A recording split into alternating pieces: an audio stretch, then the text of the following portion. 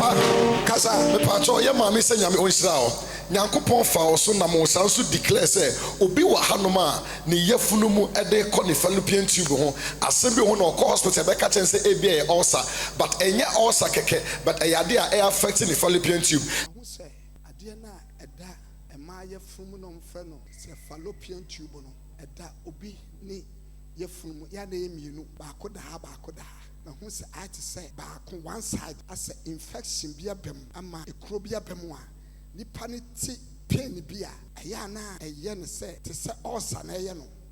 but we no ɛnyɛ ulcer keke affect nipa ne fallopian tube na ekuro aba ho a yes say no they say ni reproductive organ no system no enyina na ade na start afiri ho but sesie ya make say na who say onyankopon wosra ene ne tumi aso sa nipa no so a ekuro na aba nipa ne yafunu mo no sa ekuro no awurade de ne wosra aso so a o heal sa enipa no communion na rain na benum be first mo fa ne de amra no na onnom